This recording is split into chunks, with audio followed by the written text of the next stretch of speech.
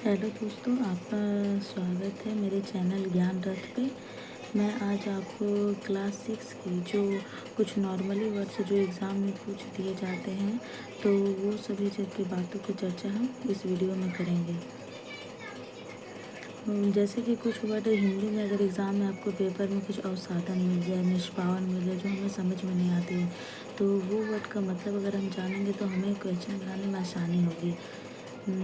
तो चलिए देखते हैं कि क्या कैसे माने कि बनता है। जैसे कि निष्पावन। निष्पावन क्या होता है कि उपयोग पवनों अथवा वायु के झोंकों द्वारा मिश्रण से भारी और हल्के अवयवों को पृथक करने में किया जाता है। मतलब कि कहने का मतलब है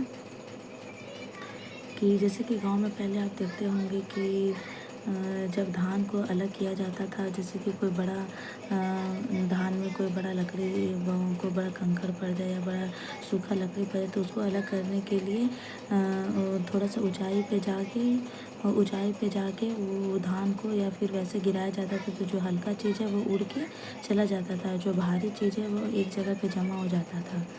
तो वही उसी को निष्पावन कहते हैं। अवसाधन किसको कहते हैं कि मिश्रण में जल मिलाने पर भारी अवयवों को नीचे तले में बैठ जाए। मैंने कि एक गिलास लीजिए, उसमें कुछ भी मिश्रण कीजिए, जो उसमें भारी चीज़ है वो नीचे बैठ जाएगा, तो उसको हम अवसाधन कहते हैं। ठीक है। निस्तारण उसको कहते हैं कि अवसादित मिश्रण को बिना हिलाए हुए मिट्टी सहित उड़ेलने की प्रक्रिया को निस्तारण कहते हैं। उड़ेलना इसको कहते हैं। जैसे कि एक गिलास लीजिए, दूसरा गिलास में जब हम नीचे अवसाधन बैठा हुआ है तो नीचे जो पानी गिर रहा है ना, उसी को हम लोग निस्तारण कहते हैं। ठीक है। तो अवसादित मिश्रण को बिना हिलाए हुए जल को मिट्टी सहित उड़ेलने की क्रिया को हम लोग निस्तारण कहते हैं।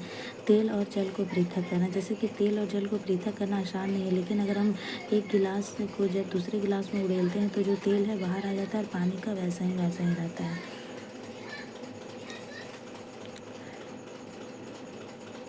अब देखिए, अब कुछ वैसा चीज़ है जो निस्तारण के द्वारा नहीं होता है, तो उसको हम निस्यंदन के द्वारा अलग कर सकते हैं। निस्यंदन आप जैसे कि फ़िल्टर का यूज़ कर सकते हैं। कपड़े में छोटे छोटे छिद्र जो सूती के कपड़े आते हैं, उनसे भी आप जो बचे हुए जो अवशेष है उसको आप निकाल सकते हैं। तो जैसे कि छलनी द्वारा, जैसे कि चाय हम छानते हैं तो उसमें कुछ चपत्ती बच जाता है, तो उसको हम छलनी द्वारा आसानी से पूरी तरीके से छान सकते हैं, तो उसी को हम सीधी निस्यंदन प्रक्रिया कहते हैं। Thank you.